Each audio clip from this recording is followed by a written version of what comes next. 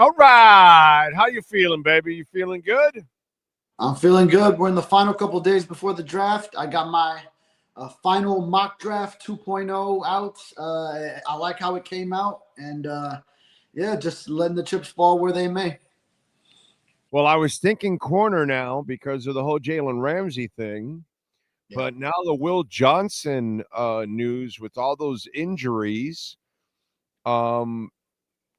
you're not going to get the first guy.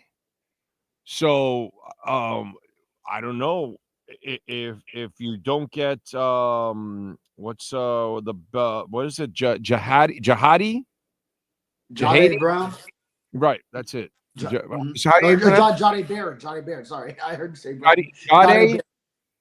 Jade what? Jade Barron. Yeah. Okay. Yeah, Barron, Jade. The first name is the part that I Yeah. Well, if you don't get those two, yeah, I know you need the corner, but then there's a drop off after that. Do you still take a chance on Will? I mean, you got to try to save your jobs. You really can't afford to take chances on people with injury history like you have in the past at times, And so is it now more of a lineman instead? Because there's a good chance both those corners are gone by 13. How do you view that? Well, I don't think there's a good chance both those corners are gone. I do see possibly Will Johnson being gone. I mean, I mocked him both times going 11 to the 49ers because the 49ers have just overturned their whole defense, and I could see that being a spot where he slides in. So I don't now I could see them overlooking him, and then because of that injury history, and then maybe he is available for the Dolphins at 13. But I kind of see 13 where the Dolphins pick as the first slot where Jade Barron could go. I don't think he's going to go sooner than that. So I do see that as kind of, So you think Will Johnson doesn't drop because of the injuries? You're good with all the injury history. Yeah, well, I mean, I think teams knew about it regardless. He missed time during the season, and obviously, you didn't have him go at his pro day because of that hamstring that he's dealing with, the turf toe during the season. And I know he's had a long list of other things both last year and before that. So, I mean, I think he kind of has been projected as a first rounder, even with that knowledge that you are taking an injury prone maybe guy. So. But I mean, if enough teams just feel that way that, okay, we can't take a chance on him because you don't know if he's going to be available, then sure, that's where you could have a drop off. But I think he has that first round grade even with that knowledge. No, I know he has a first round grade. Yeah. Mm-hmm. But do you take him in the early part of the first round? And does Miami take him if he's there at 13? Is that your mock? Is that who you have? Yeah, well, if he is there at 13, then I would say go ahead, send it in, even knowing the injury history, just because of the corner he is, his combination of size and coverage abilities, and maybe in like press man, he's not the ideal type of guy, but I would go ahead and send it in if he's there. I have him mocked going at 11 to the 49ers. And then that's why in my latest mock, I actually went and traded back and found a trade partner, add some more draft capital, add a second-round pick with the Seattle Seahawks, who have multiple second-round picks and multiple thirds. I see that as kind of a realistic possibility. Move back 5 picks, and then I think Jade Barron would still be there because I think 13 is kind of like that first spot where he could go. And then the next few, I think that I see them taking some of those pass rushers that are there. The Colts, if it's a tight end, they might go that way, but they could take Jahad Campbell, the linebacker out of Alabama. So I see a lot of the teams in between as not necessarily going cornerback. So then I think you could trade back and then still land the same player, which fits really well. And this is also mocking it as the top 3 linemen are off the board at that point. Okay. All right. Interesting. All right. Second round. What are you looking at? Well, now that they have 2 second rounders. Yeah. Well, so then I do that, and then I trade back into the end of the first to grab the O lineman that I really like in that range, which is Gray Zabel, the kid out of North Dakota State, who's very versatile. And I listened to him talk at the combine, and man, I mean, this guy, he's entertaining as hell. I think he's going to be a great student of the game, and I feel like his personality would just fit with Mike McDaniel. Like he is like the fun parts of Mike McDaniel. Like listening to him interview is that I think they would mesh very well. And aside from that, I think he's just a great blocker that can play all 5 positions and could immediately go in at guard. So I actually see then with the extra second, you still have 1 second. You could trade up into the end of the first round with Washington, which you need to get in ahead of the Chiefs to get Greer Zabel, I think, because I think they're going to go lineman. And then actually Jaylen Ramsey would be part of that trade there, because Jaylen Ramsey is going to be dealt either on draft day, maybe in these next 2 days. You already know a Jaylen Ramsey move is coming. So a second Jaylen Ramsey, and then whatever else makes it add up. That's where I see the Dolphins getting back into the end of the first to also grab Greer Zabel and still have 1 second round pick to then draft a D lineman. That would be my perfect 2-round mock situation if I'm the Dolphins. You get the corner, you get a great O lineman at the end of the first, and then you also still have a second that you could use on one of the many D tackles that could go in that range. That would be ideal for me. Where are you expecting Jaylen to go? Jaylen Ramsey. Oh, Jaylen Ramsey. Yeah. So then, I would say what I just said. Trading with the Washington Commanders. Maybe they want to take on another cornerback. I'm sure Dan Quinn would love that, to have that versatile piece in that secondary and ready to compete. If not Washington, who else is the option? If not Washington, Green Bay. I feel like most of the media is just putting a piece of a puzzle in there, boom, right there. And if that's the case, because it sounds like there's not a lot of flexibility out there, right? Flexibility on from which standpoint? Like people to absorb Jaylen Ramsey's $21 million salary at this point in time. Yeah. And if a team feels like compelled to take him on, I mean, I think you make room. You do what you need to if you feel that's a move that could put you over the top. And Washington is a team that was in the NFC Championship game last year. So, so they're going to get him for nothing practically. What's absolutely. that? They're going to get him for absolutely nothing. Because what you're telling me, see, what it sounds like is Dolphins have zero leverage here. Zero leverage. They cannot demand anything because the player doesn't want to be there. And they got to get rid of him, but they can't really play hardball because they don't want to bring him back. Because then it would be an even bigger problem to have him on the field. And so he could easily take games off and say, I'm hurting and this is hurting or whatever. And so it could be a real problem.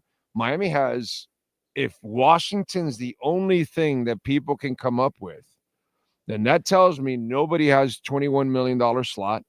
And Washington knows this. So they can actually hold Miami all the way to the end, and Miami has to just basically give his ass away. No, but I mean, I wouldn't say the only team. I mean, like Green Bay Packers, who moved on from Jair Alexander and are also a team. I mean, first of all, it has to be a team that's ready to compete. So I would put the Packers in that category. I would not. Maybe I would not. Okay. I would not. And when are the Packers big free agent spenders? Yeah, I mean, this will be a trade. Obviously, you have to absorb the contract. They don't do that stuff. The Packers don't do that. They're not really big into free agency. Could it happen? Sure, it could happen. But if we're going by history, they're not normally players like that in free agency. It's rare. Like, they did Reggie White years ago, obviously decades ago. But they really don't go and add a lot of big name free agents a lot of time.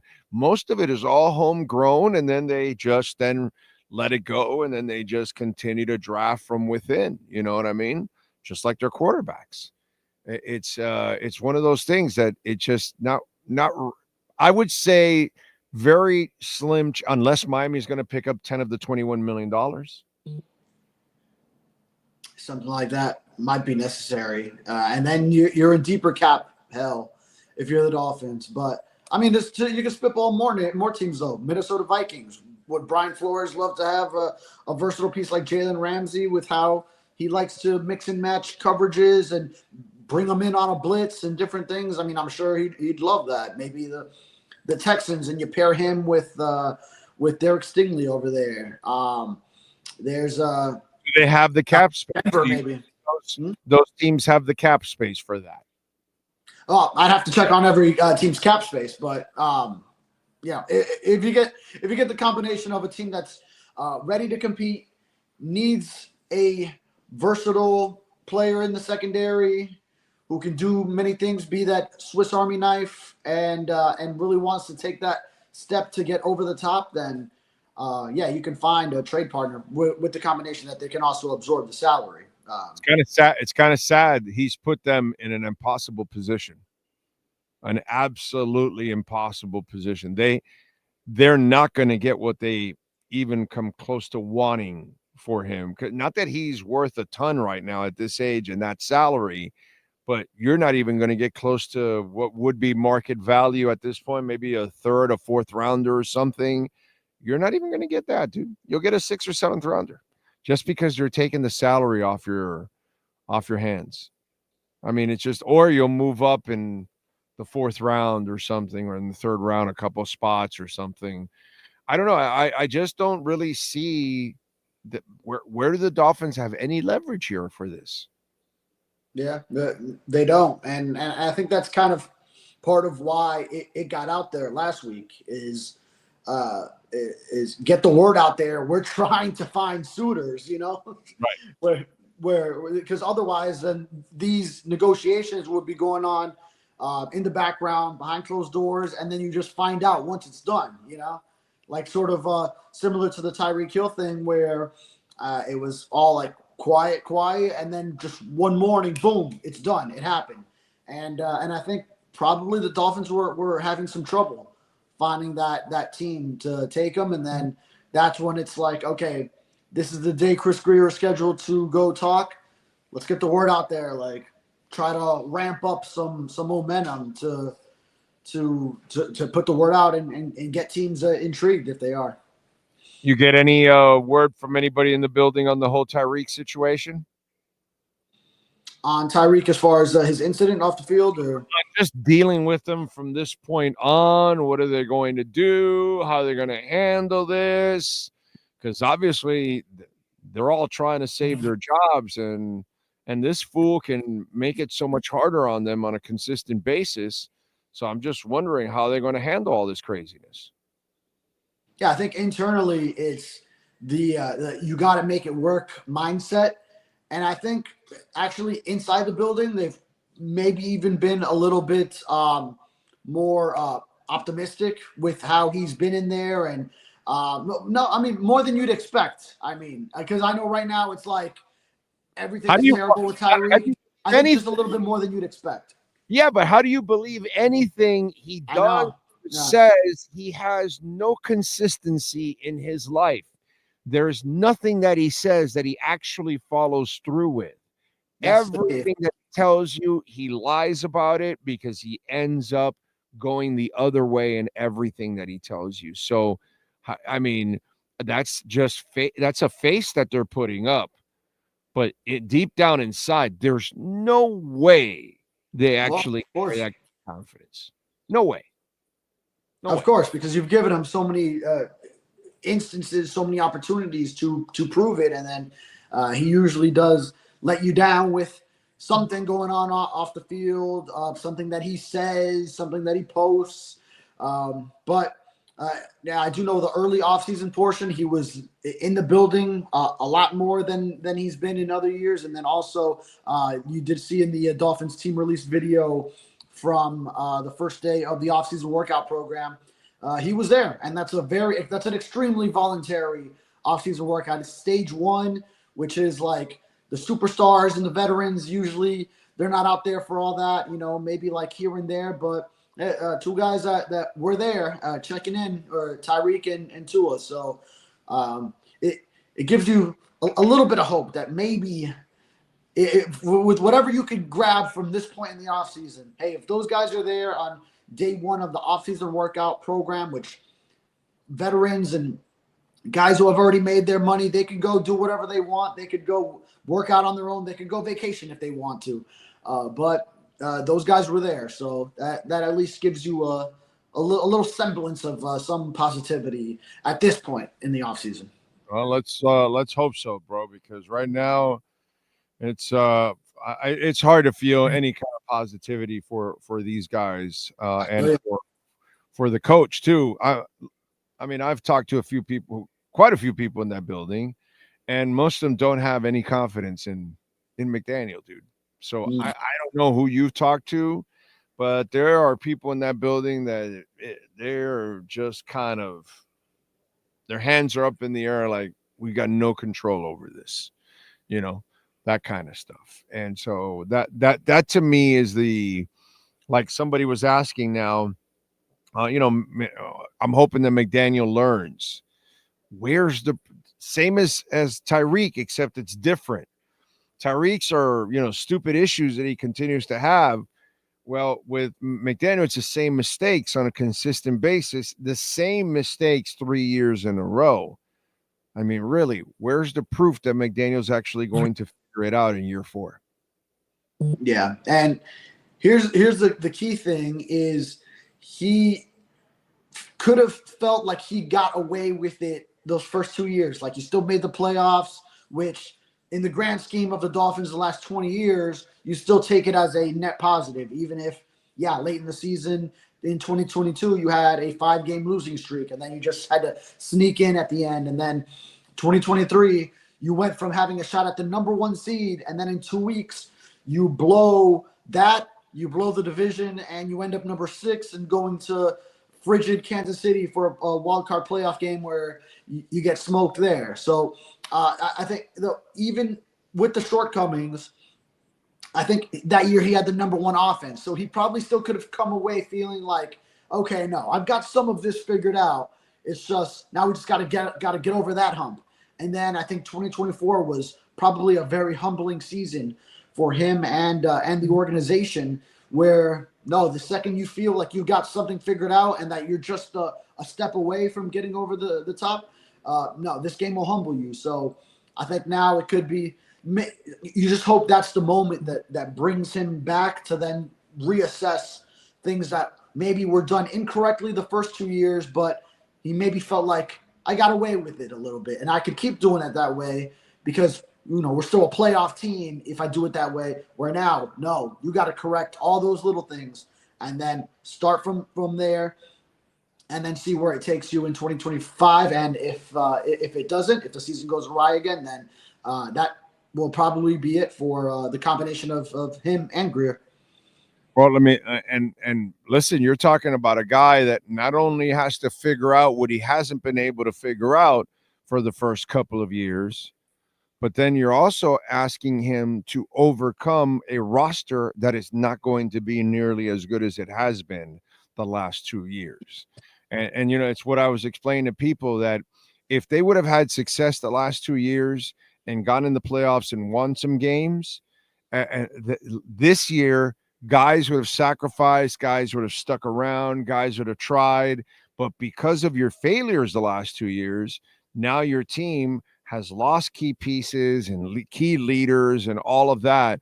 And it's like they're trying to save their jobs, and everything is becoming that much harder for them to save their jobs because of what's happened the first couple of years.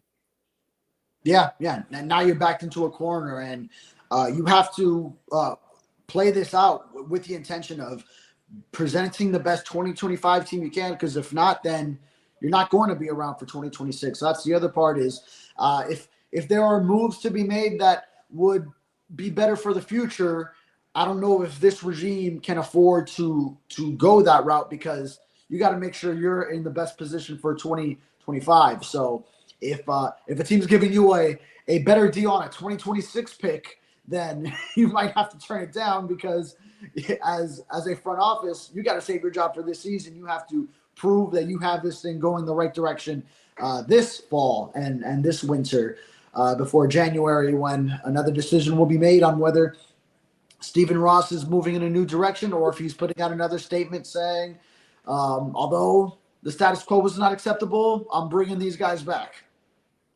All right, man. What do you got going on in the Sentinel leading up to the draft? Yeah, I just got my final mock draft up, so a couple of trades. I made it an exciting one. But I mean, not just trades to make trades. I think both these deals make sense for the Dolphins and also for the teams that would be trading with the Dolphins. So I try to do it from that perspective, on top of also making each pick like the way I really would for that franchise, not trying to leave a player there for the Dolphins to take. So trying to really have each team take the best player for them at that pick. And I'll be previewing, just writing the general preview today, going into the draft, and seeing what else. I'll be preparing myself for any Jaylen Ramsey scenario that pops up. Or Tyreek Hill incident. Or Tyreek Hill incident. It's hard to predict that one. It's hard to get a pre-write on that. You never know what might happen. You must be prepared for either, young man. That's for sure. Follow him on Twitter at David Furones _. And don't forget to reach out to our friends at Welt Rheaume, Jeff Welt and Daniel Rheaume, 954-966-4646. Bankruptcy, homeowner property damage, condo damage, criminal defense, business owner claims, commercial litigation, personal injury. The guys can help you out. The consultation is completely free, so make sure you call them. They'll tell you if you got a case or not. Anywhere in the state of Florida, we've had listeners call Jeff Welt and hire them everywhere. Jeff and Dan, Dan did a lot of work for the folks out on the West Coast that did a lot of storms, because he actually has a place out on the West Coast, and he suffered some damage himself. And Jeff, obviously, in fact, one of our listeners in Orlando, Jeff is working with him a while back. So we've had listeners all over call Welt Rheaume, and we appreciate that immensely. They do great work, big sports fans. Call them 954-966-4646, and make sure you subscribe to the South Florida Sun Sentinel and support my guy, David Furones. David, we'll catch up on Friday. You can give us your grade of Thursday night's action. All right, my brother? Sounds good. Thank you.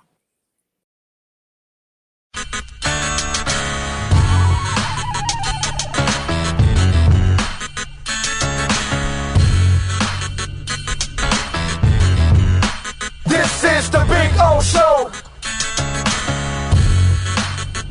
This is the Big O Show.